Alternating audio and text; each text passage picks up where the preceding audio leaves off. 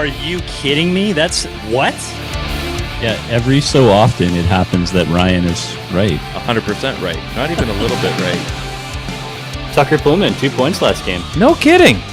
My man! Hey, neither does me running shirtless, but that turned out very well. It did. Welcome to the PP1 Podcast. Sickest intro in the land. Yeah, nice work. Sickest intro in the land. That's way better than unknown name generic beat. Yeah, well, that's just the file name. That's just a file name. Who cares? Who cares? Yeah. As the show said, welcome to said PP1 Podcast. I'm here with my good friend Ted Wong. Ted, welcome to the show. Great to be here as always. It's a lot of fun. Been a solid week, yeah. It would have been fun to do the show last night, but we would have been starting at like 11:30. That's past my bedtime. It was a busy night, so That's like some East Coast folks having to watch a Leafs Canucks game start at 7:00 Pacific time. Mm-hmm. But I mean, we had something to do. That's just casual viewing. We had a job. Yeah, we had things. yeah. I had to nap. We had A nap for the night. Yeah, it's a solid 8-hour nap. That's a sleep, I think. Those aren't naps anymore. I guess depending on who you are. So welcome. Yeah, sometimes you wake up on a Thursday and Jonathan Huberdeau is leading the league in scoring. Yeah. What a world we live in. What a world we live in. We'll get the pleasantries out of the way. Thank you for joining us. We are on the Dean Blundell Network. You can definitely listen to us on Apple Podcasts, not on iTunes, because iTunes doesn't exist anymore. You go on Apple Podcasts, you go on Spotify. Hey, check us out on Spotify. Everybody, it was down apparently this week. I'm not a Spotify guy, so apparently it was down. So I'm sure I didn't notice. Yeah, neither did I, because I'm not on it. So our show is, but I'm loyal to the pink eye logo. So that's where I'm at. Logo. Yeah, it's like the Apple Podcast. Okay. That's the logo. I'm pretty sure it's pink. I haven't been on Apple for forever. It's an eye. Look, there it is. Okay. Yeah. Okay. So that I'd tell truths Some here. solid resolution there in that photo that you're. Yeah. Well, hey, I mean, screen to screen, it's never going to be perfect. It's never going to be perfect. So it's been a busy week of Canucks. We got lots to talk about. As you can see in the name of our show this week, the Bruce, Wayne Gretzky, and jogging pants. See how I fit in the Bruce and Wayne Gretzky so it looks like Bruce Wayne because Batman came out? I'm topical. Yeah. No, you're doing great. Yeah, I've always admired your ability to stay topical. And that's about it. I'm only good at a few things. It's like if there was a job to be quippy, witty. It's not true. Topical. I mean, you have significantly more hair. You're also very tall. Bills. It doesn't pay the bills. That mustache is solid. That pays the bills. I hope so. I hope it does. Maybe one day it will. Maybe I'll just be a mustache model. Yeah. Speaking of which, ball season's coming up soon, so you're gonna have to. It'll be spring ball, so it'll be cold out, so you can have the beard icicles. Yeah, we're not gonna go through like that last again. Year. Yeah. So that was a bit of a mistake. I did put in some hair product to get that nice and crispy. Wax was clearly the way to go that day, which I did not go in that direction, and it looked. It was hard to look at. It was really questionable. It was. There was a lot of comments. What's of the word I was thinking? Mary and boogery.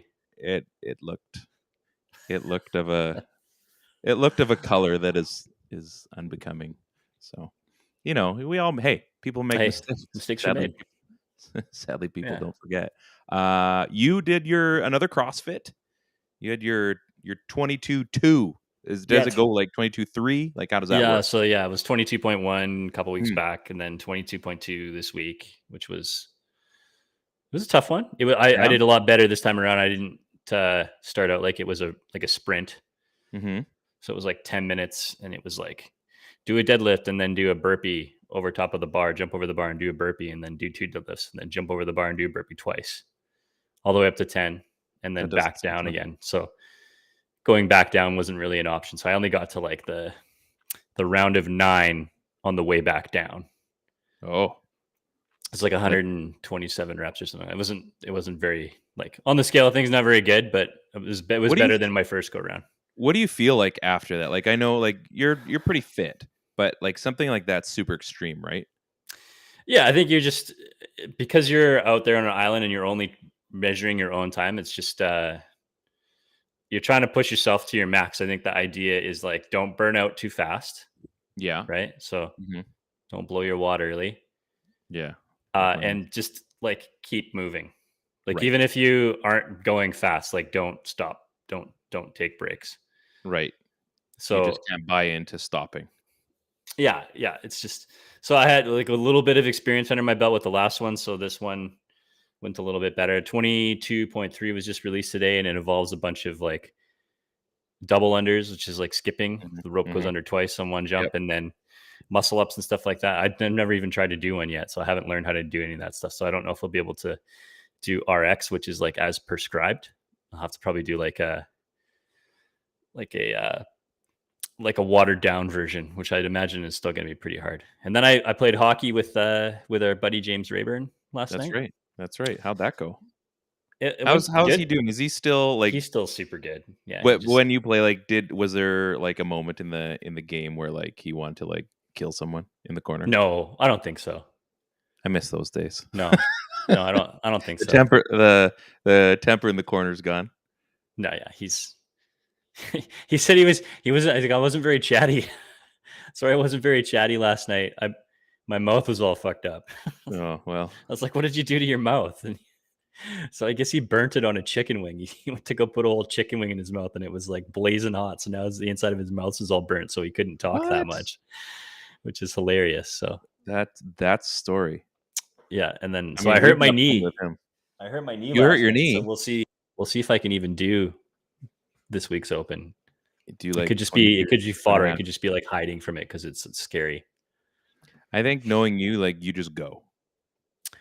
We'll And see. just The knees are not that great, so we'll see. yeah, you got the Stone Cold braces. Speaking of Stone Cold, he's come back to WrestleMania.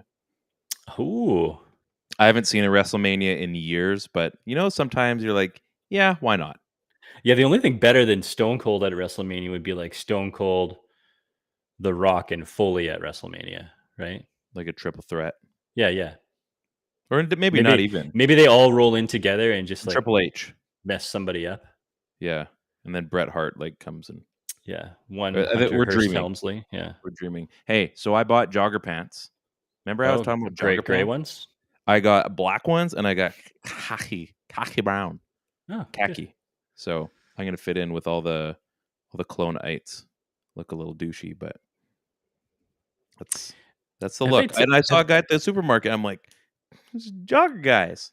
But I didn't say that out loud. I think like when are we going to start seeing NHLers walk up to the game in joggers? Like, have they gotten rid of the mandate to have a suit? Like every other league, you can just roll in the way you roll in.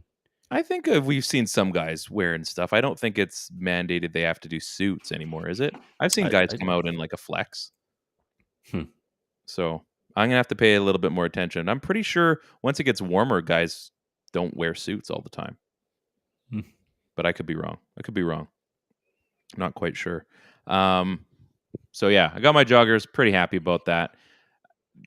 I guess one more thing. Upper Deck Season 1 or Series 1 finally came out. And we opened that up. It was only like 6 months in the making. If anybody knows, hockey cards are in short supply to actually make them. We ended up pulling out a pretty decent one. Got a little Trevor Zegras. Got his Upper Deck, and this is very card speak, but an Upper Deck Young Guns canvas card. But not just all of those words, the black one. And I didn't realize we had the black one until all the kids were showing mom what we got. And I realized I'm looking on eBay. I'm like, I think we've got that one.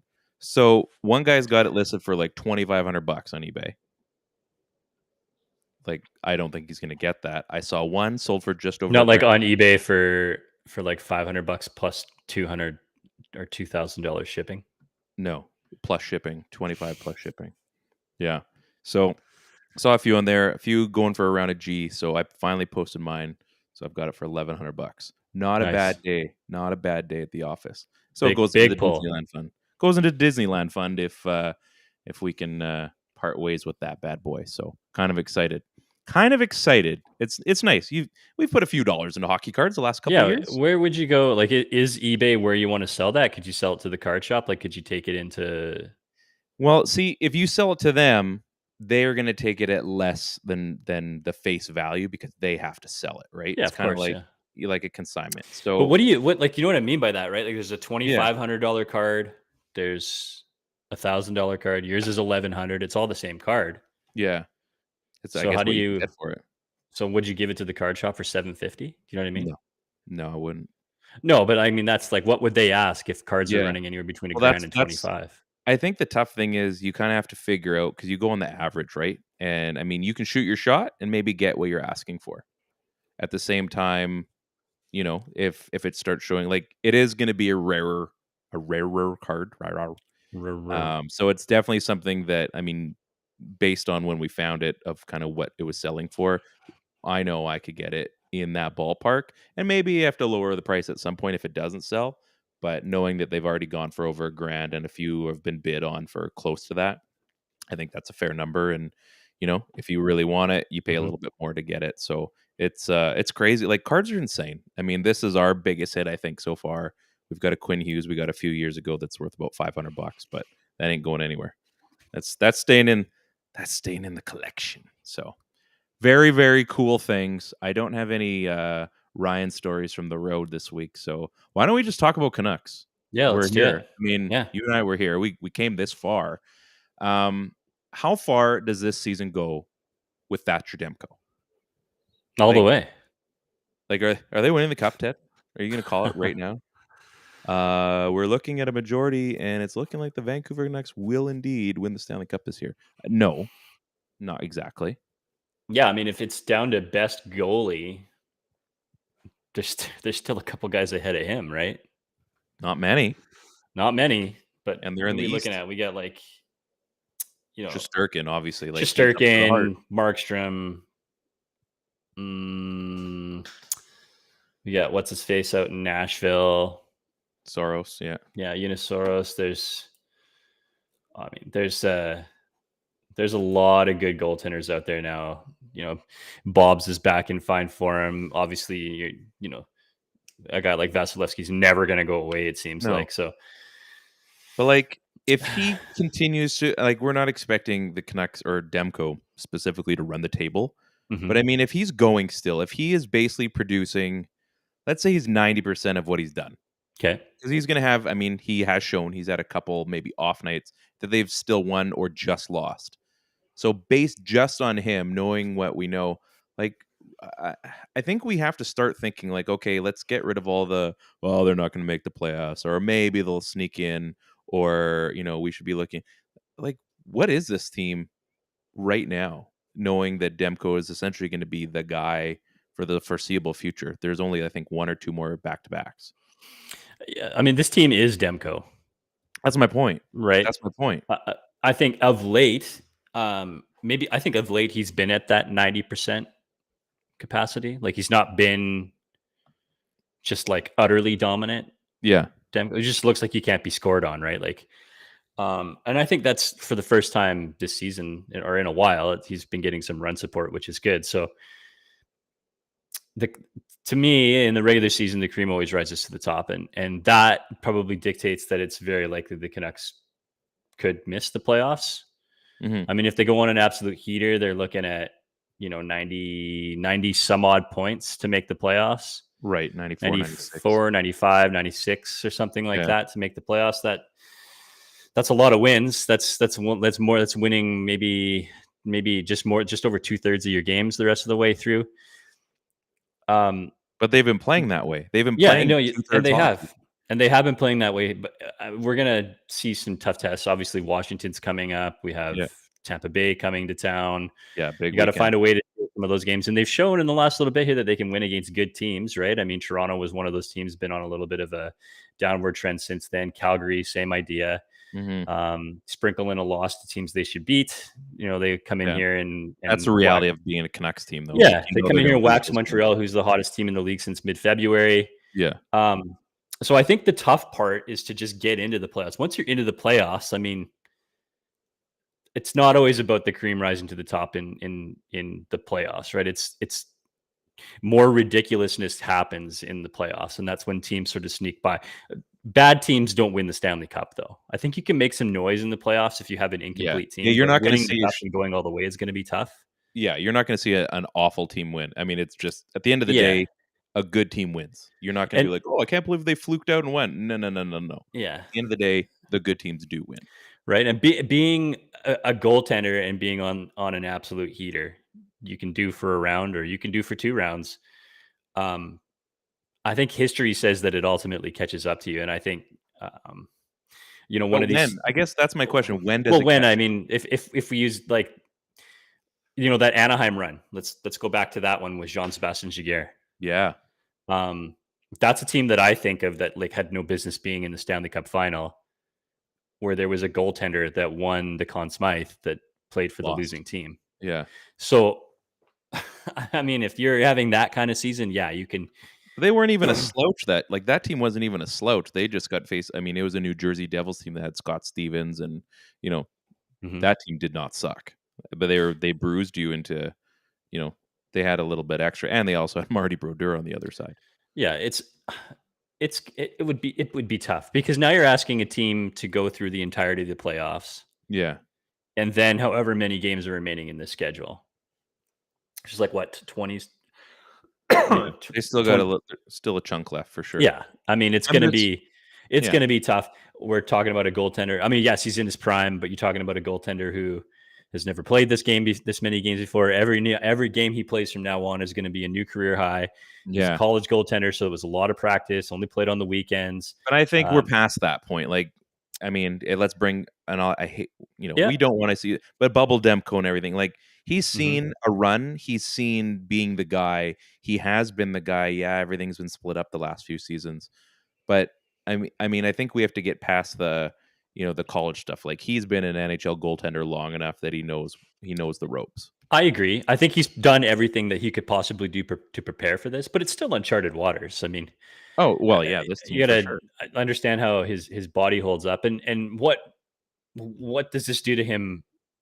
Later on, it's like the NFL running backs. You and I play a lot of fantasy football, so we make a lot of comparisons to football players. And my golden rule, is whatever comes first: age 30 for a running back. Yep. Or that's written. Or 370 carries in a season before.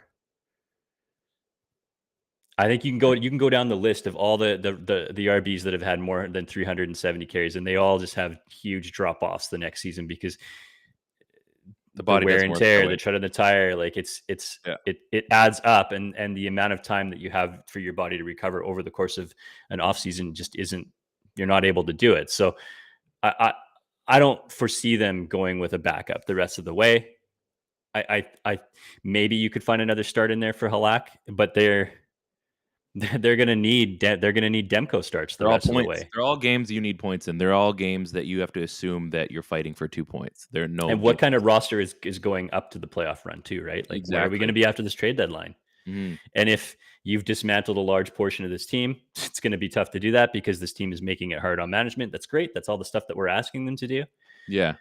Say JT Miller does move and Luke Shen does move and Connor Garland moves and this team reloads with like 5 first-round draft picks. Yeah.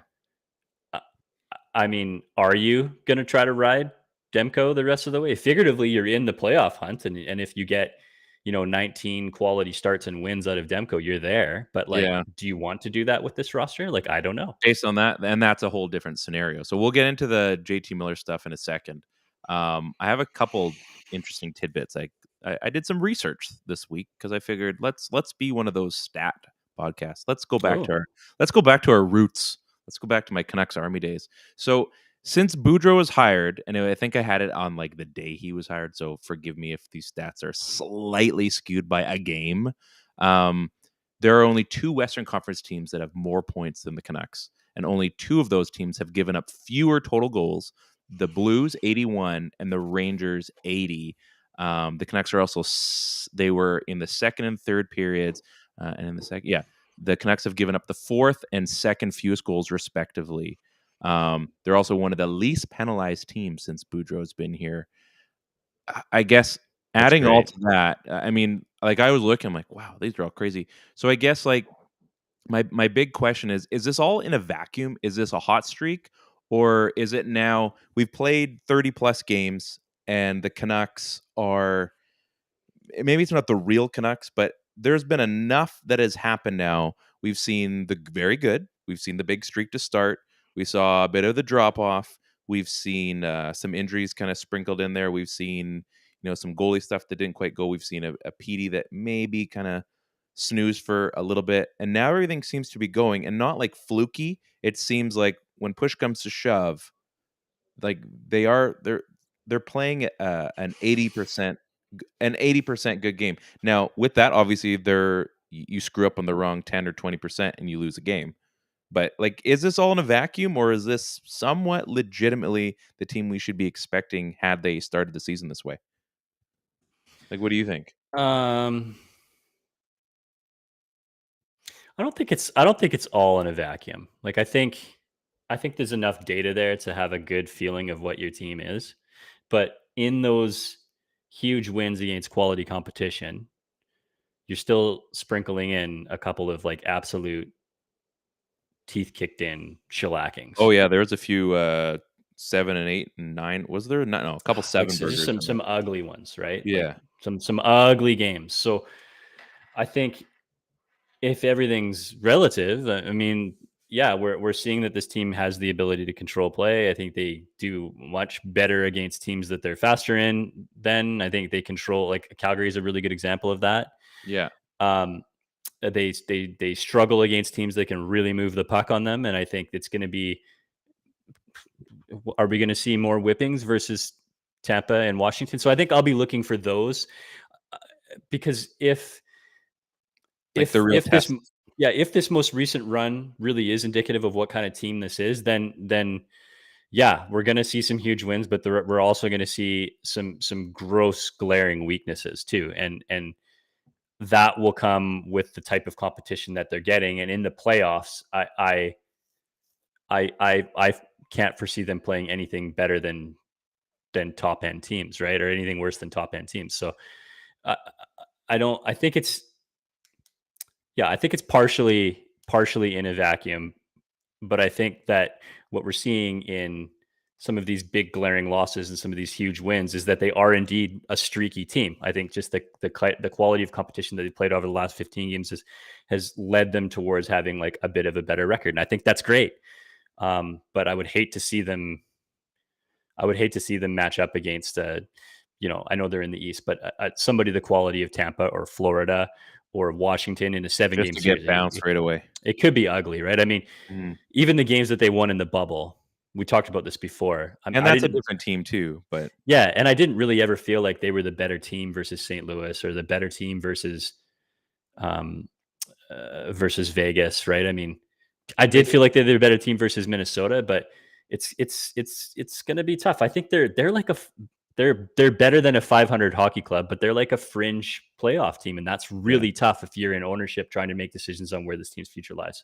I think that's the problem too, is that, the reality is like you look at, and we'll get into the whole JT Miller thing in a second, but I mean, he has been on an absolute heater, which he's also carried a few other guys into that group as well. And it makes it tough because we're seeing day to day of what's going on in game. We're seeing the results, right? We are seeing the statistics. Man up Blake Miller has a 4-point game last night against Montreal. Massive game, right? Gets the belt, gets the championship. Yeah. Huge game. He's been rolling.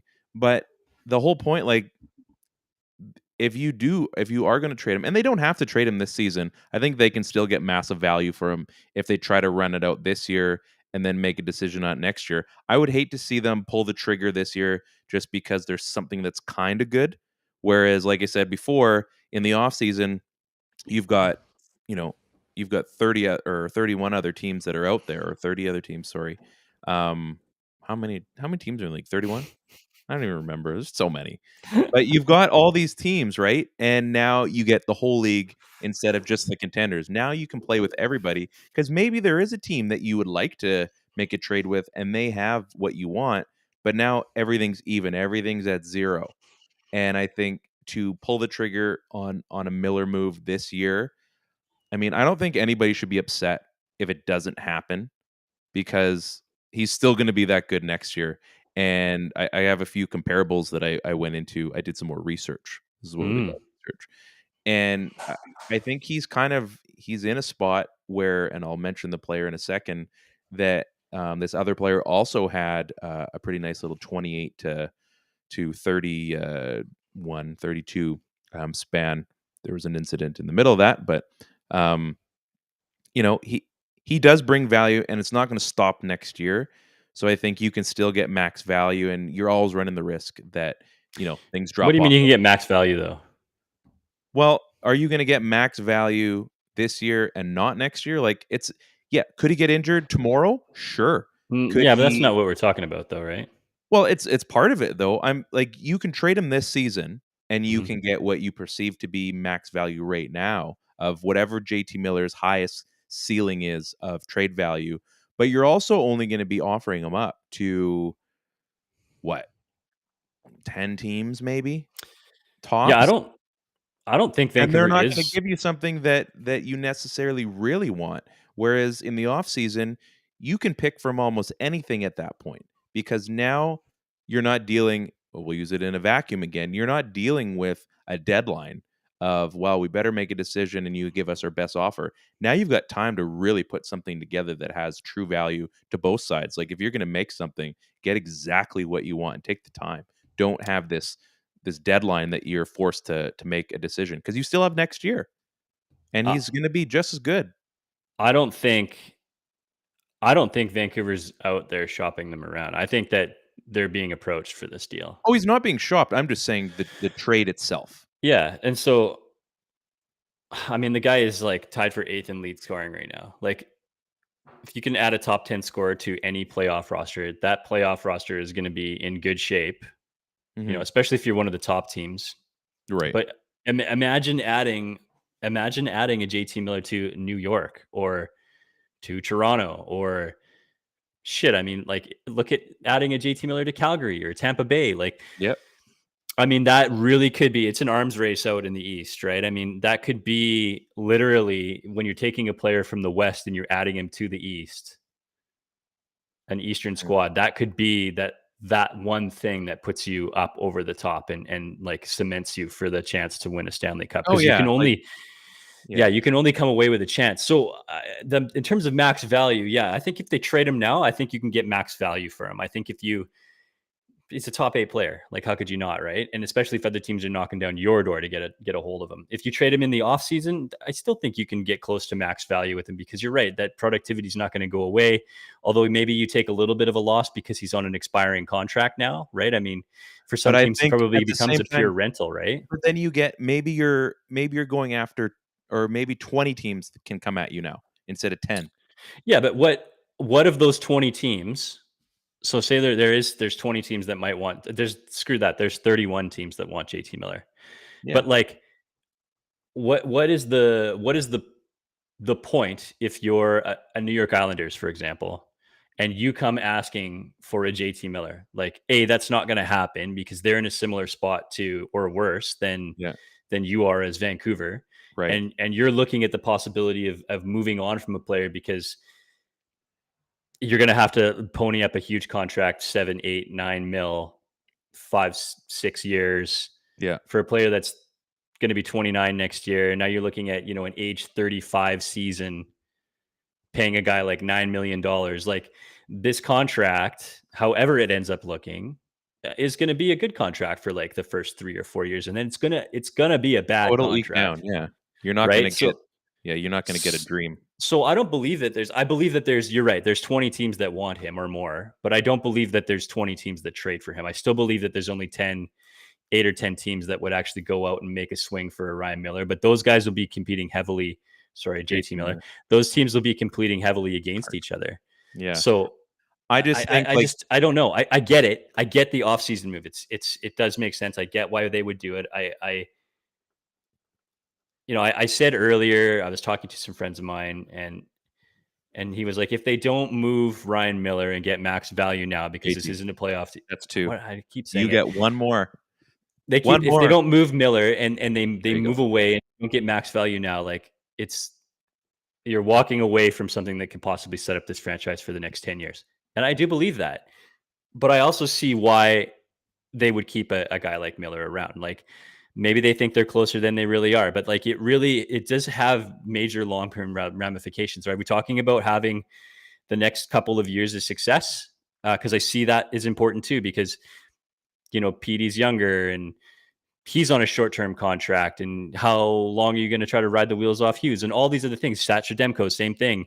Yeah. I mean, how long can you ride him as the workhorse starter before you have to continue to get him help, right? So I get it. I understand the reasoning for wanting to keep it, but I also get the reason for wanting to cash in now and move away from a player like this so that you can set yourself up for the next 10 years.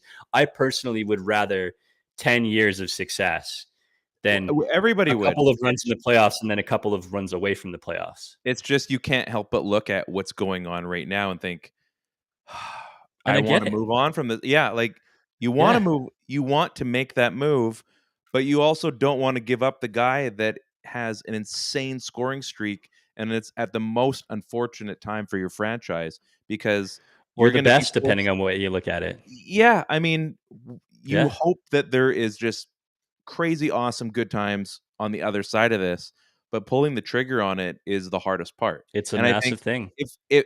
if Alvin and Rutherford, like if they really are taking this team in, to the next level, then yeah, I do believe then there is a move to be made. At the same time, I mean, again, the reality of it is tough. They I and they might want to resign. Like I know people have talked about that.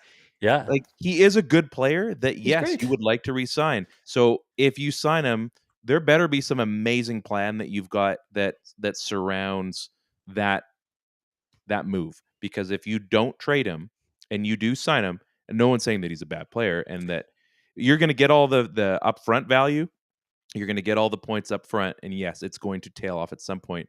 But then you better have a freaking amazing plan lined up for the next 3 years or less that is Yeah. going to surround that. Like you have to believe that you can pull some magical strings to make the Canucks a Stanley Cup contender in the next 2 years, like a legit contender. Because if you can't, if there's any inkling that it can't happen right away, then yeah, you have to make a You have move. to move And on. I've said it before. It's the logo on the front, man, whatever that happens to be.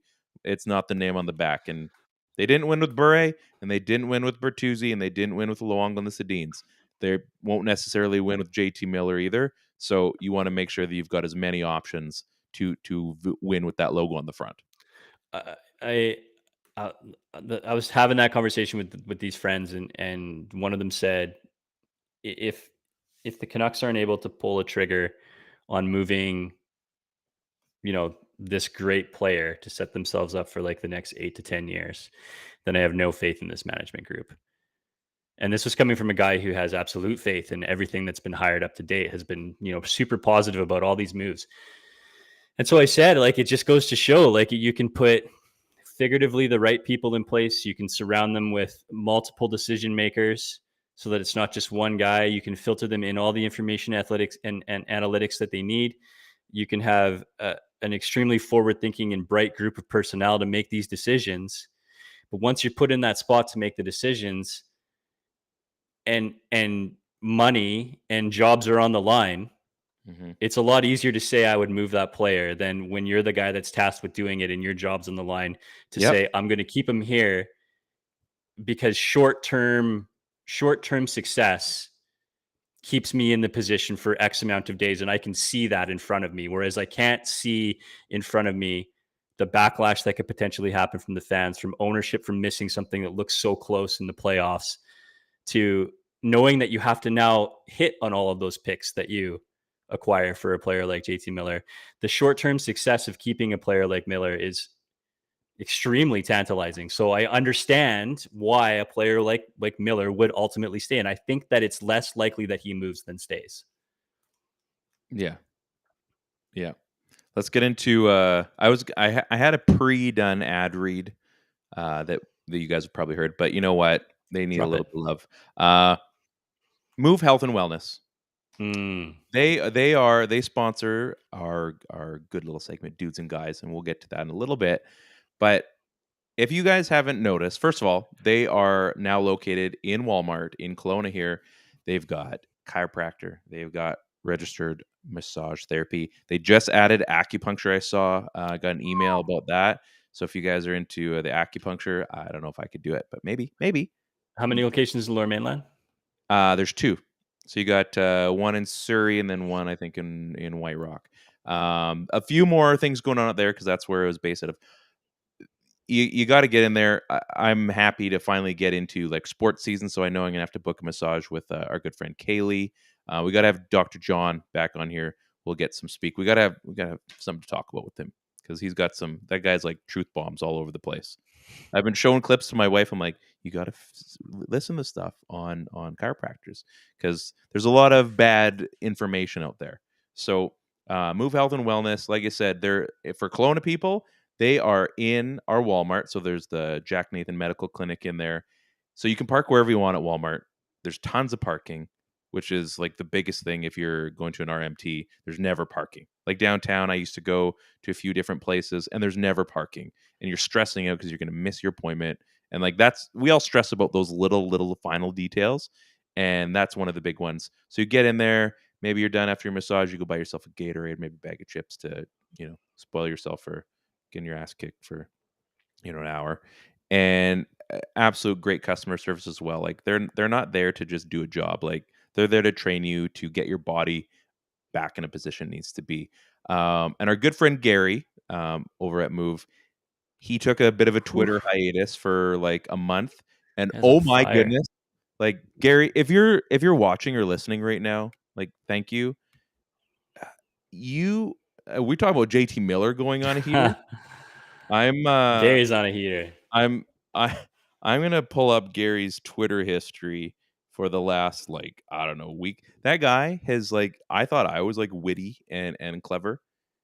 Everything this man tweets lately, it's just like boom, boom, boom, like absolute home runs on every single topic. It doesn't even matter what it is.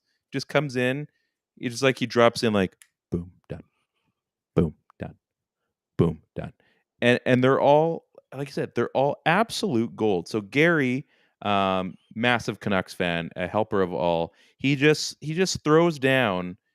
And some of these, I'd look and laugh, and I'm just thinking, man, here's Tim and friends say, Leafs fans, do you want Kyle Dubas to acquire a goalie before the trade deadline? If so, who? Halak. It's right there, just spot on. Broncos are a top tier team in the NFL. Big Broncos fan too. So he was. It was a big day for him the other day. He was just good for him. Good for the Broncos fans. They've already got Super Bowls. Get over it. He's just been. I'm looking through all this stuff, and you just have to what are BC Hockey Podcast there? What are you doing if you win the 50-50? He tweets out a picture of a jerry can. Gary, we love you, man. You've been slaying it since you've come back, and we did miss you. We got to catch up for sure. But this is not only is this a great business and they support local and everything. The people behind it are amazing. So yeah. Move Health and Wellness. It really is a great group of people. Yeah. I've been thinking about it the last couple of days. I'm man, it's so cool to know people that are just so awesome in what they do and what they support and what they run. And anyway, Move Health and Wellness. Check them out in the Lower Mainland and in Kelowna. You will not be sorry. You will not be sorry. Plus, they've got great people in charge. So, as I said about JT Miller, I was looking at another contract that was signed in his 28-year-old season, a one Todd Bertuzzi, and this is going to be fun. So is keeping him a bad thing? When Bertuzzi signed his 4-year deal, he was coming off a nice little run. It did not go so well after said contract, but I mean, you couldn't have predicted how all that went. But based on points and production, everything, is there more value now this time? Because JT Miller's the new version, this, not generation, but this NHL's version of a power forward type player. He's not a bump and grind, throw massive hits, but he kind of does all those things if you were to correlate it to, what a power forward was a little while ago. He even takes penalties And on the power play. yeah. Yeah. See, thanks for bringing that up. But I mean, you look at both of those players, and I mean, there was a salary cap in place, was there not? Mm-hmm. When the Bertuzzi contract was signed? Pretty sure. I think so. So, and again, I might be wrong on this, but I don't think I am. Feel free to comment, chat group. What year did he sign that contract? Sorry. 03, 04. 04, I think. So it was like his 60-point season. So he'd had his big 97-point season where he scored. Yeah, He him and scored Nazi were the 46, and then did he sign it after that? It was 04, or no, it was 03, and then he went into and then the Steve Moore thing happened, then the lockout, and then he came back for the Olympics. So he signed it, I think, mid 03. So 03, 04. No, 02, 03. 02, 03. So it was in the midst of him having his career year. His heyday. Yeah. Okay. So now things were a little bit different then. We weren't freaking out because we needed to win the Stanley Cup because we need all these pieces. The Canucks were a pretty good team. We thought they might win the Stanley Cup. Like, they weren't necessarily the team, but they were pretty close. They had an Achilles heel named Dan Cloutier. Well, they also guaranteed that. We're not going to get into that. I really don't want to have to bring up that wound because, I mean, 2011 was bad, but man, 03 felt like it was it, didn't it? It felt like it. It sure did. So, but again, I bring that to you. So we're comparing, and the situations they're similar, but also very different because now we're looking at a situation where they're tight. Like, they need to make a decision, whereas before they're like, well, Todd, you are essentially one of the best players in the NHL. Here's a contract because we want to get over the hump. So, but they both wanted to stay. Like, they both want, in both situations, I think both GMs would want that guy to stay. Yeah. Does that not give you your answer on whether or not you should be resigning a JT Miller then? Well, I mean, we're not going to see an incident like that. I think a lot of those things change too, because his gameplay. I don't know changed if it's an after that. incident. So say, but his gameplay changed right after that. So I think that, yeah, I mean, that's what I mean, right? Like he account. goes from scoring 46, Ryan, in an 82 game season to scoring 17 in a 69 game season. Nice. To the year after that, plays another full 82 and then pops 25. He never was able to reclaim that goal scoring pace that he had to do. Bert was never a pure goal scorer. Bert was always more of a playmaker than a goal scorer. I don't care what anybody says. Yeah. But he regressed shortly after that. And it's tough because, like I said, there is the reality of that incident in there that I do think changed his style because it can't not.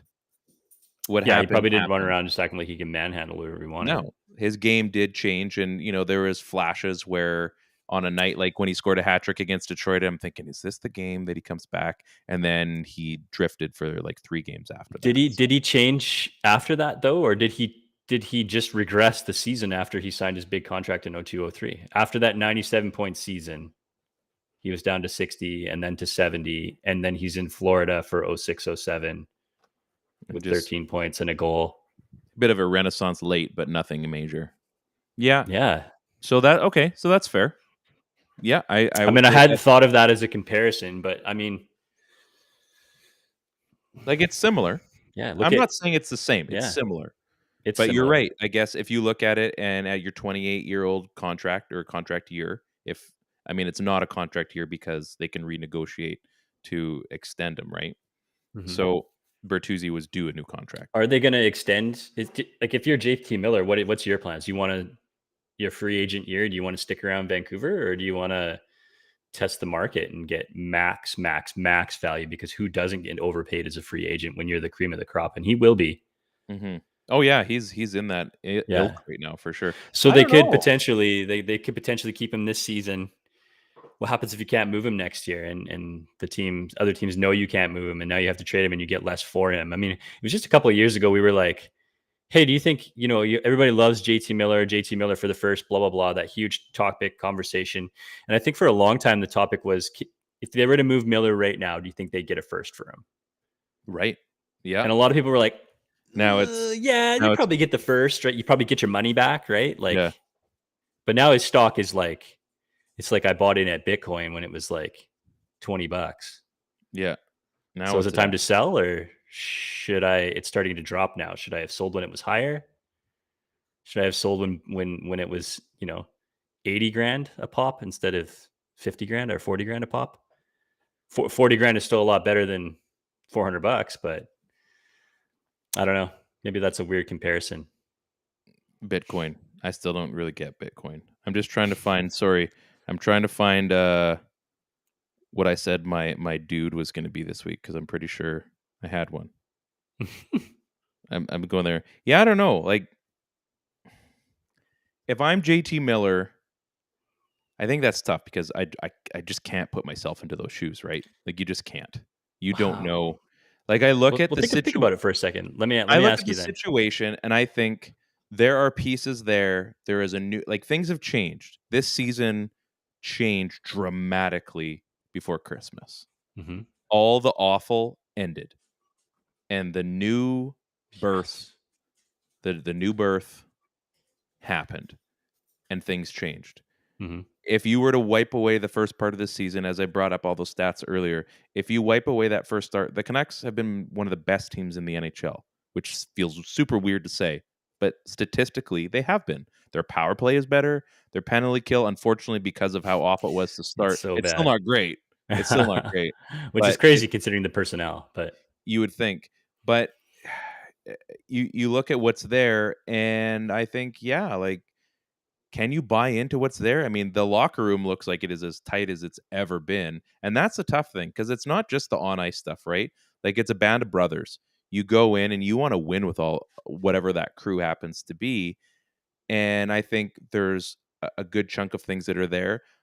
But I mean, does it have to be like, I always look at like all the players, right? Like, does it have to be JT Miller that gets traded for the King's ransom, or can it be a couple other guys that they maybe don't get that same value, but there's enough of other pieces that you're getting? Like, let's say that Tyler Mott and maybe Brock Besser. Maybe those are two guys that you move because Tyler Mott, like his agent is saying, he's basically getting third line minutes, not fourth line minutes. So then, yeah, 2.5 million or 2.7. Yeah, that's a good price for a third liner, but I think we all think of him as a fourth liner.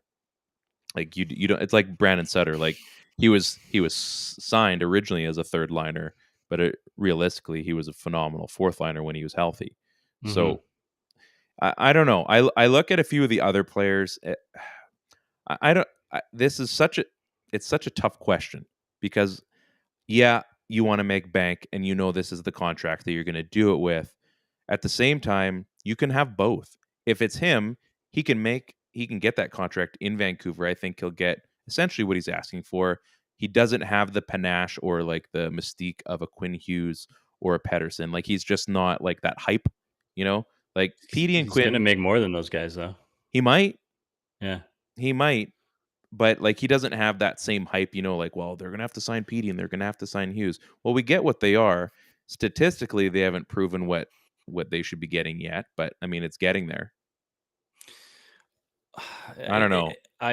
If I'm him, I get what you're saying. So let me ask you this then. if it was me and I'm him, I think what I see there, I believe in what's going on, and I stay, and I get my contract. That's because I've now bought in for 2 years, mm-hmm. and does he have kids? Yeah. So I've now bought in, like, I'm a family guy, as are you. I've now bought in that I'm here, and I think I can see myself as part of the future of this team, however long that is. And sports are contract based, so who knows?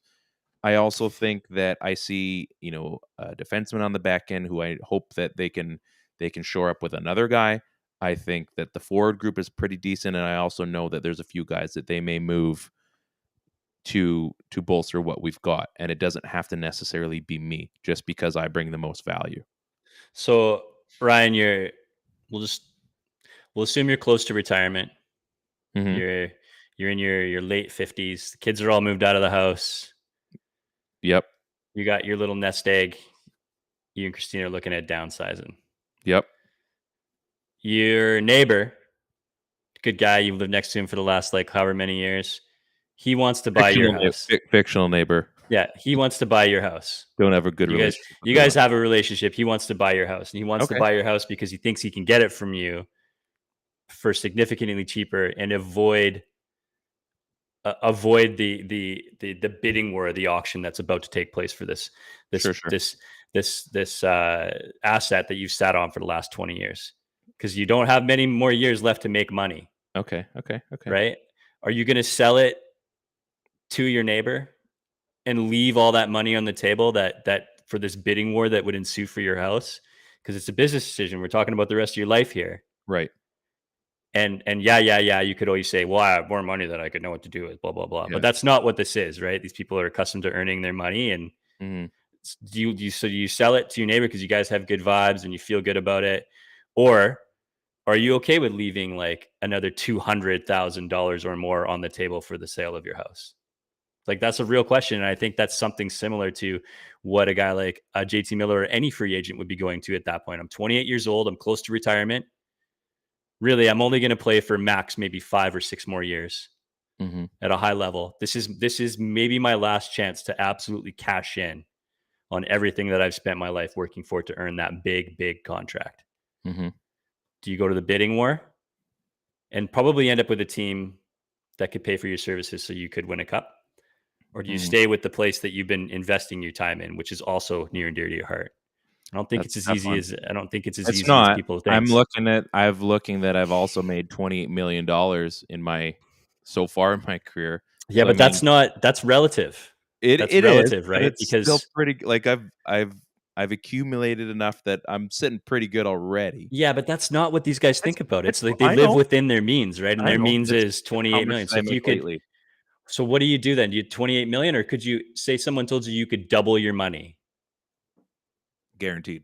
Yep, then I would do it. Absolutely. You broke me. I mean, that's the position JT Miller is going to be in. I don't know if enough people think about that. You broke me. I'm sorry. That's not nice. We had a good thing going. I'm just saying. I don't know. I just don't think it's as cut and dry as people think it is. That's all. I think, yeah, you'd be stupid. You're right. You'd be stupid to not go for the money. I think sports is an interesting thing too, because there's the money and you can make a lot. Like you see the question all the time. Would you rather play in the NHL and make all this money and not win a championship, or have a shorter career and maybe less money, but you win? There's no guarantees to winning, though. No, but it's the hypothetical, right? Like if you had to choose one school of thought, yeah, I mean, the whole point of playing sports, if you're going to play professionals, to win a championship, obviously you play to win the game. Yeah, you play to win the game. So you want to make money too. Don't get me wrong. Like, yes, I'm not stupid. I'm aware that these guys can make bank on it, but it's part of getting that ring too. So I guess it just comes down to where they all believe the happy medium is, and or because he doesn't strike me as a one or the other guy. I think he wants to get what he's paid, but he also wants to win. I mean, the guy leaves and then Tampa wins. I mean, that's got to suck. That's got to burn you, right? Yeah, I mean, Chris Tanev moved. I mean, we all thought Chris Tanev was going to be broke. Jacob Markstrom moved. Yeah, Alex Edler moved. I mean, all of these guys, they all moved on, right? I mean, yeah. This is I like him too. I think he's great, but I don't know, man. I don't think it's as easy as people think, and because there's no guarantees to winning, and it is so hard to do. I think that's why people want to make the most out of their investment in themselves that they've been since they were kids. Yep. Absolutely. We'll leave that. We'll put a pin in it, because who knows next week. That's a good one. That's a good bring up. I like that one. Hey, did you guys know that my Avast free antivirus expires today? That just came up. So in case anybody was wondering, today would be a great day to hack my computer. Just kidding. It's still working. I'll have the free version, so screw you. Let's get into dudes and guys. Do I have my song? Nope, that's not it. Until I load up the new one. Dudes and guys, brought to you by, as I said, Move Health and Wellness, now in Kelowna, with chiropractor, registered massage therapy, acupuncture, and smiles. Smiles are free, not just at McDonald's anymore.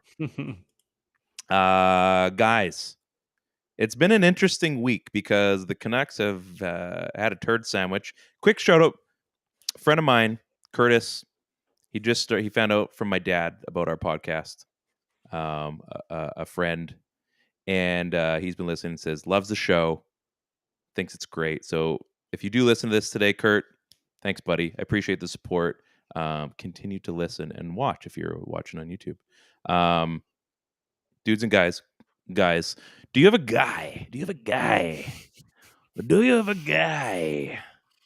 'Cause I got a dude. I already told my dude on Twitter. I found that tweet. So I think there's a couple of easy pickings guys, but I think I'm gonna take Oliver Ekman-Larsson as my guy here, and it's just like a bit of poking fun at him because he's he and Podkolzin, I guess, but he's the only Canuck player other than Podkolzin that didn't even register a shot in this game, which I think is kind of comical because it seemed like everybody was firing and yeah. played 20 minutes. He played a fine game. He didn't get, beaten or abused defensively or anything like that. He was controlling the play, nice breakout passes, but I just find it kind of comical that he didn't even register a shot on net, which was a bit funny to me that even Hunt did. And Brad Hunt scored a goal, which is also hilarious. Brad Hunt was a bit of a mess lately. Yeah. So just for the fun of it, I'm going to take Oliver Ekman-Larsson in this one. It's my guy. I can't remember. Next time, get a shot on net there, Ollie. Was it the game against New Jersey where Tyler Myers no-looked past behind the net or something, where it looked like it was gonna be like a pass up the boards, and he no-looked to the other guy, and he didn't know it was coming, and I think it was New Jersey. That was an ugly game, so probably. So I was kind of thinking, and that's an easy lock in because I haven't used Tyler Myers in a while. And that was just one of those. I mean, I guess Brock Besser kind of had, but he scored, so I can't really. Oh, and it was a pretty nice one too. It was. I can't, and it was dirty. It was relentless. So I'm not going to put Brock because his days may be numbered, and I don't want to sully the name of the Prince, the broccoli man himself. So yeah, Tyler Myers, you're going to be my guy this week, just because you did bring the chaos back to Vancouver for a game or two. I mean, you've had an okay week as well, but I think let's relax. Yeah, let's Frankie says relax. Let's just keep things. We're not asking a lot. Things are going pretty well right now. It's a good vibe in the arena. So it's short and sweet. Tyler Myers, you're my guy of the week. I know you're going to bounce back and you're going to end up having a clap bomb that no one's going to see coming next game. So there you go. Who's your dude? Who is Ted Wong's dude of the week? Because I've got one already, and it's hot. It's hot. So dude of the week, I think it's going to go Tyler Mott. For me, I think he and Lamico just continue to anchor that line. I think they're just pests. They continue to take time and space away. Highmore looks like Mott light somehow. Yeah. I mean, that's what we're talking about. That's why you can move on from Tyler Mott. That's why you can walk away from him. I mean, I think you could easily have a Will Lockwood come in and play the spot that Highmore's playing and move Highmore over. And I know there's a lot of things. He had another 3 minutes on the penalty kill. I mean, he looks really good up there, and he's just putting so much pressure on the forecheck. Yeah. And on other players, and just continuing to take time and space away, and that whole line plays the same way. And Lamico's got some size, and he's looked good in the face-off department, which we haven't had for a long time either. I think he seamlessly filled that role that we thought that Brandon Sutter was going to fill. Right. And I think that Mott is the guy that's stirring the drink on that line. I think he's just really led by example, and out of everybody, I think next to JT Miller, he's upped his trade value the most. And I think that he might be one of the more difficult guys to resign. And I think that is a fantastic trade chip. And I think that he's just doing everything that he needs to do right now that this team needs him to be, whether they decide to keep him or move him. I mean, everything that Mott's doing is what they need. And I think he just played a phenomenal little stretch of games here. So if I would, I'd give it to that line. It's Tyler Mott, though, and maybe an honorable mention to the squishy man himself, Luke Schenn, for that monstrous hit behind the boards in the start of the first period. Dude's a beast. Yeah. He's sick. I think before I get to my dude, that line has proven like all that money's gone. All the Beagle and the Erickson, the Roussel, that's all gone. And now you look at Tyler Mott, and you can move on from a guy like that. We all love Tyler Mott. We do. Mhm. But No you can question. move on because now he's bumped up. He's gone to the absolute ceiling. Realistically, there's probably going to be a ceiling of what he's going to achieve. And now you can flip him. So now you look at the Thomas Vanek trade, and now like it's paying dividends Great already. success. And now all of a sudden you've got a guy like you don't want to be holding on, and this is where they've made the mistakes in the past. You don't want to be holding on to third and fourth liners for way more money than you should because those guys do grow on trees. They do. And They it's do. been proven. We've got two more, Lamico and Highmore, and you're right, you bring in a Will Lockwood there or whoever that happens to be. I mean, Bailey on, for a quarter of the season isn't going to burn you, but he's going to be a great fourth liner and at max value. So that fourth line, it shouldn't cost you anything. It should cost you combined. It should cost you maybe 2 million. And all of a sudden, soon as you bring in Tyler Mott, and maybe they do, and maybe they see that there's something there that we're not seeing. It's kind of unlikely, but I believe he's pretty close to that ceiling, and he's not going to be in that top 6. He's easily, he's going to flirt with, the bottom, like the third line true numbers. But realistically, he is like an all-star on a fourth line. And if you ruin Yeah. that whole system there, someone, whether it is the Canucks or it's another team, someone is going to buy into that, and they're going to get a season or whatever out of him, season or two, and they're going to pay him, but he's not going to be this overachiever. You're going to get exactly what you're seeing, and at some point less, because he just won't eclipse further than. And I'm not trying to undersell. No, I know what you mean. It's just that position. We look at Nick Dowd. Like, look at the week he's having. Dowd's Could have definitely been using Nick Dowd. he's slaying it in Washington, a game that I will be seeing tomorrow night, and he's making pennies on the dollar. And it was a guy we let walk for Jay Beagle. Like, it just so frustrating. I think we've already the Canucks have already proven that there's no need to walk around with a fourth line that carries names like Beagle, Roussel, and Dorset. There's just no point to that. Was that 2.5? Now you're at 5, so $7-8 million, $7 million for a fourth line, when it's very obvious now that you can carry on a fourth line for like just over $3 million. And so the thing about Mott is that you make perfect sense with that, right? I mean, why we like Mott is because of what he's doing and the salary he's getting paid and the minutes he's making. As soon as you overpay him, now you're not comfortable with those things. Like Sutter's a good example of that.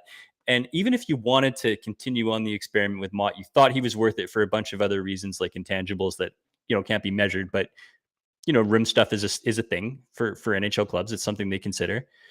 You almost can't do that because you're now carrying a Dickinson on your roster that basically took away any chance of you being able to do that. Guy. You've committed you're to that carrying, idea. yeah, you're carrying that lump of money now on your roster that's not doing anything. So now you can't. Now you need to walk away from it whether you wanted to or not. So you have I really to, think whether you want it or not. Yeah. Tanner Pearson, straight out. I tweeted this after whatever goal that was. I can't remember what he did. What game was that? 5 days ago. So it was probably was it New York? How many games ago? 5 days ago. What date? What's today? The 10th? March the 3rd was against New Toronto. York. The 5th was Toronto, where he had the goal and the assist. Goal and assist. So 3 goals and 2 assists in 5 games. Tanner Pearson has reemerged, another player that could be a trade chip. Yeah. But it's so nice because he has come on at the right time. And Tanner Pearson, like a Tyler Toffoli, he's just and I'm Wouldn't not that be something, hey? But he could. I wouldn't be surprised if he went to Calgary. But he is one of those guys that he's going to be a great second line player, a phenomenal third line player if you need him as that. Mm-hmm. But again, he brings value, and you don't have to hold on to him. You've had him for whatever you've had. You haven't had, the total package out of him, but he's done enough that you can say thank you for your time, and now you can go back and try to do what you did in LA as that position, but you're on the other side of your career instead of the first part. So yeah, Tanner Pearson. I mean, I just laughed when he scored. I thought, all right, that's enough. That's enough out of you. Like, too crazy right now. Too crazy. Mhm. So yeah, Tanner Pearson, great week, man. Thanks for bringing what you've brought. Thank you for coming back to relevancy, because Mhm. it's been missed. Like, I like him. He's a fun guy to watch. He is. It's just a lot of these guys have come in cycles, and I now love we're watching him in a battle on the cycle. wall. Mhm. Yeah, love it. So that would be my dude of the week, and Yeah, it's a good one. I like it. we're about to wrap. We're gonna go next Wednesday. It's gonna be an afternoon affair, a matinee. You better be here on time, because we have a very special guest, and you're either gonna find out on the podcast, or you can find out right now. Next Wednesday, 3 p.m. Pacific, we have the man himself, the host, the hub of TSN Trade Center. We've got James Duthie going to be on the show. We only have him for a half an hour, so we got to be ready. We got to have stuff. Like, I've got a whole list of stuff, but we got to have the goods. So make sure you tune in, watch it live, because it's going to be so much fun. I can't wait. We've been working on it a couple weeks. James Duthie will be on the PP1 podcast, and maybe he'll break a trade or something on our show. Who knows? Oh man, it's gonna be such a good time. I can't wait to pick his brain about how trade day works. Oh, it's great. I like Yeah. the guts, right? Like, that's what I get off on, just the guts stuff. Not like Mhm. actually, because that's weird. That's weird. It's more of a football thing. It's more of a Bobby Wagner thing. So, whatever. So yeah. So make sure you guys Intestinal tune in next fortitude. week. Yeah, exactly. Make sure you guys tune in. It's going to be an awesome show. This has been a lot of fun. We got through a lot of Bruce Boudreau, a lot of it wasn't trade talk. It was just hypotheticals. It was like mind expanding stuff. You know what I mean? It's good. It's good. And we I kept like the it. jogging pants talk to a minimum. I think that was probably for the best. I think I'm going to be at the Canucks game tomorrow night. Oh, you Go to must be Shindig. stoked. Washington Capitals. Ovi could break and go to third all time, which would be so awesome. I saw his first game in Vancouver. I get to see him finally again. It's going to be so awesome. We're going to be in the Lower Mainland for the weekend. And there is a habit of all-star players setting records against Canucks. So, I mean, it's very possible. It is known. It is known. And I missed 8:02 when Gretzky scored it. He scored it on the Thursday, and I saw him on the Sunday of that week. So I'm hoping I get to see another future Hall of Famer set a record, which, pass a guy that, you know what I mean? Think Ovi is a Hall of Famer? I'm just joking. Yeah. I was like, yes, I do. You're ready And to you know who's ignite a going to be sitting ridiculously beside fake us? argument. Yeah, you know who's going to be sitting beside us tomorrow night? Jenna Fabulous. Oh, no way. So we're gonna have a good time. Say hi She's for awesome. me. Yeah, we'll be talking mashed potatoes the entire time. She's great. Yeah. And olives. So Ted, any final words? No, man, I'm just stoked for you. That's all. Yeah, I'm excited to get out of the house first and foremost. But Yeah, bring me back a pin or something like that. I don't know, I'll flip you $50 and then you can grab me something cool. Yeah, you know what? I've been thinking about it all week. I want a skate T-shirt, and I know I'm gonna overpay for it, but I want one. Like, I want to name a number one. So I got to pull the trigger on one of the two trade targets, Besser or Miller, and I'm just not sure. My heart says Brock Besser either way. I don't know. That's all I got. So on behalf of Ted and myself, I'm Ryan. Hi. This is the Power Play 1 podcast, PP1 for short. Thank you for joining us. Have a wonderful evening.